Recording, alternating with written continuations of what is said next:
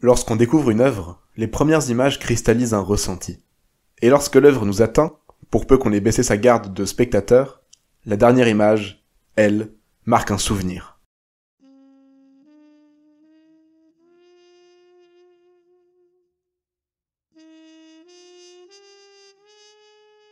Un souvenir, ça peut être une simple larme à l'ouverture des crédits, qui remonte dès que la musique passe.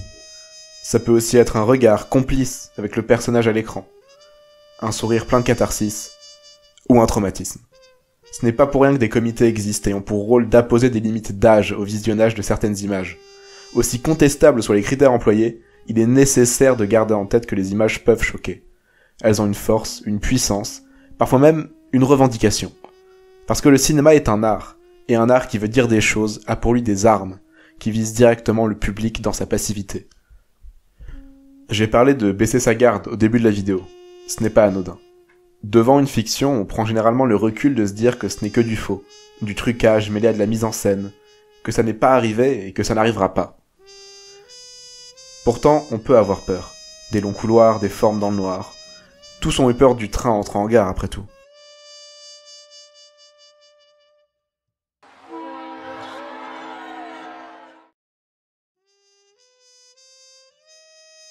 La rationalité ne peut nous distancier de nos ressentis que jusqu'à un certain point.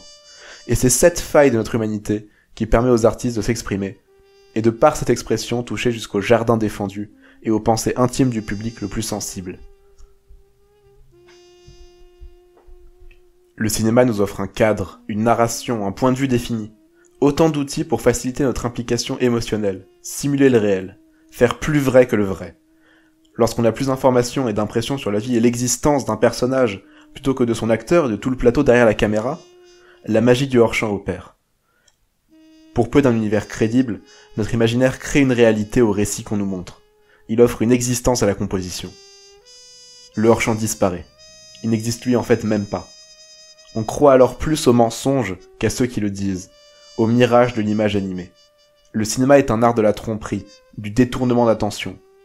Il est une forme aboutie, et de plus en plus pointue, de prestidigitation. On observe ainsi la reproduction de mouvements par la captation de vues réelles ou le dessin, les images s'enchaînant de plus en plus rapidement, jusqu'à atteindre le rythme de l'œil humain, frôlant la perfection d'expérience. Ok, on continue. La série anthologique. Un concept qui propose de former un objet filmique cohérent par le patchwork que plusieurs artistes entreajoutent, offrant ainsi un large panel de réflexion, de vision, de narration et de sensibilité, touchée comme exprimée, gardant pour cœur la même thématique.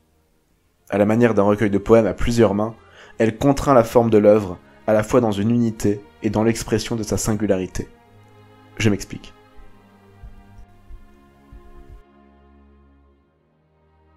Parmi les composantes d'une série anthologique, le spectateur doit être capable de pouvoir retrouver un subtil lien entre tous les épisodes, qui souvent se traduit par un format proche ou un même univers de diégèse.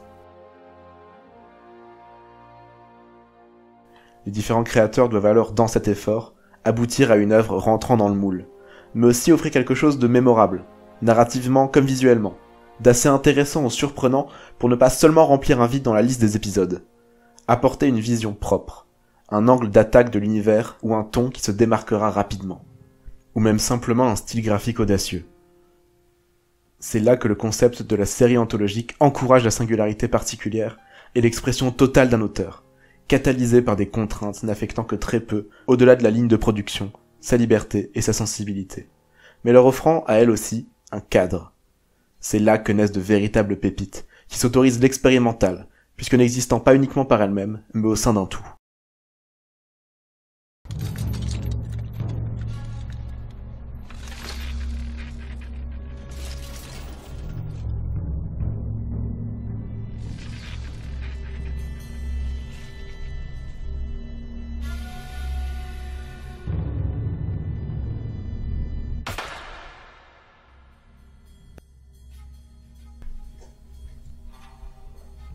Et la réception de chacun lui étant propre, dans un amas de propositions qu'on trouvera convenues, oubliables ou trop prêchées, certaines pourront trouver un écho direct de l'auteur par le spectateur au travers du prisme d'une œuvre plus vaste.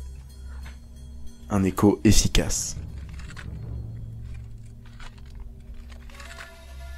Prenons le cadre de la série anthologique aux fragments courts enrichissant l'univers déjà connu, se concentrant la plupart du temps sur des aspects secondaires délaissés du travail principal, qui lui vise à faire évoluer ce cosmos narratif fictif.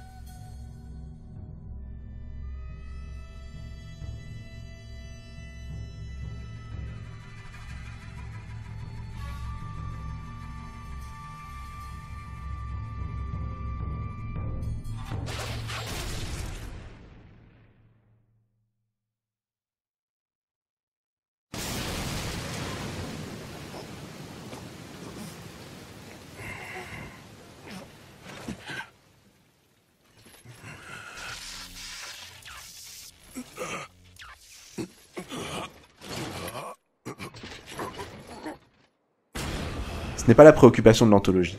Elle a pour but d'ouvrir une fenêtre sur cet univers. En se focalisant sur un personnage inédit, une période déjà explorée ou passée, une rencontre, un événement, on observe en réalité une réécriture de thèmes, de concepts, une réappropriation. On fait alors nos premiers pas dans un univers familier mais nouveau, où les repères à chaque instant peuvent être rappelés, immuables ou bousculés, de légèrement altérés à fondamentalement remis en question. Ainsi le sera l'appréhension du spectateur de ce qu'il observe. Rassurer le public peut cependant l'aider, l'accompagner à apercevoir une expression d'auteur à laquelle il aurait été perméable sans préliminaire ou cadre vaguement connu.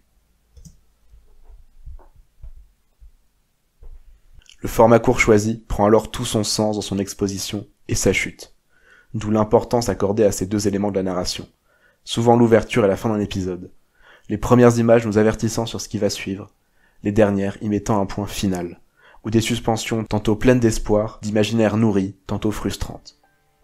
On le rapprocherait pour ces raisons de la nouvelle, en littérature, mais aussi de la fable. Par des symboles, on suggère plus que l'on raconte. On offre une résonance qui peut paraître abstraite, mais qui, si elle touche, trouvera une réponse personnelle, qui agira alors de façon pertinente. Sur un métrage qui capte d'une manière si fugace l'attention du spectateur, tout ce sur quoi on s'attarde, tout ce qui a un intérêt, se doit de faire sens. Dans ce but, on le mettra en valeur, on le répétera, on intriguera le public en restant avide de réponses. On créera, au plus vite, l'attention.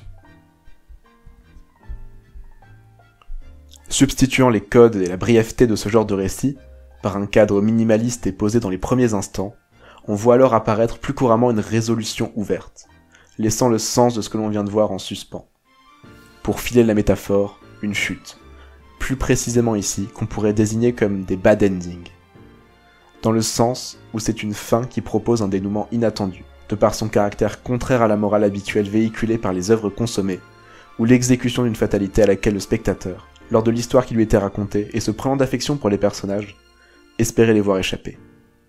Le goût amer laissé en bouche est à la fois plus supportable qu'après un livre de 600 pages ou un film de 2 heures, étant donné que ces personnages et leurs destinées nous sont bien moins intimes que le seraient ceux d'œuvres plus chronophages à suivre jusqu'au terme, qui demandent un investissement plus conséquent.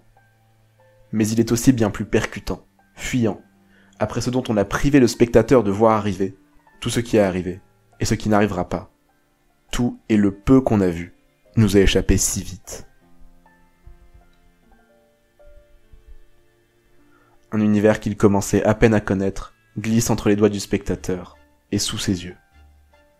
Ainsi, on définit la naissance du spectateur comme une entité passive, appréciant lors de sa vie la tromperie, ressentant ce qu'il voit devant lui et imaginant ce qu'il croit autour. Comme sa mort, une fois face au seul écran noir, à un reflet de réel et un spectre de divertissement, un écho d'univers éphémère. Et soudain, ce qui s'animait fragilement prend fin.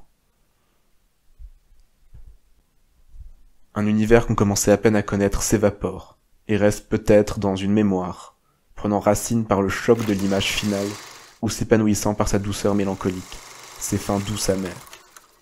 Mais il restera contraint au cadre dans lequel on l'a connu, vu à travers un voile nous séparant du récit, un 4e mur, qui s'il n'est pas opaque, est au moins infranchissable. À moins de l'en émanciper, à moins de se le réapproprier, de faire violence à son rôle passif et de devenir actif, de redéfinir ou de prolonger, de créer plus ou de recréer ces images qui nous habitent, à moins de dicter un nouvel état de vie et de l'animer en artiste.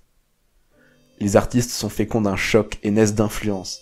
Les expressions individuelles sont comprises par référence commune. Les images ne sont que des relectures et des réinterprétations de celles les ayant précédées. Et c'est déjà pas mal. C'est un héritage lourd.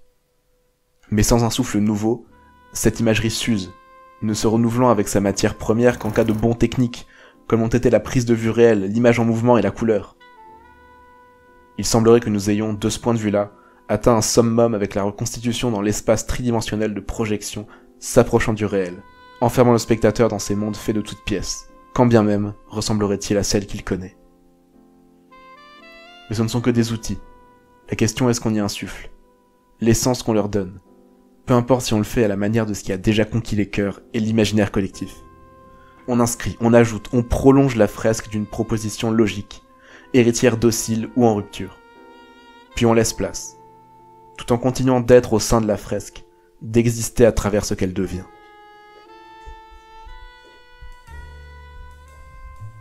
Ou bien, on marque les esprits, on fait date.